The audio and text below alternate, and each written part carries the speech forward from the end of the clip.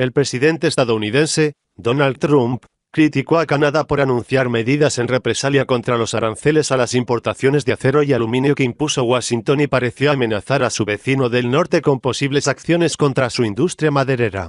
Canadá ha tratado muy mal a nuestras empresas agrícolas por mucho tiempo. Es muy restrictivo en el comercio.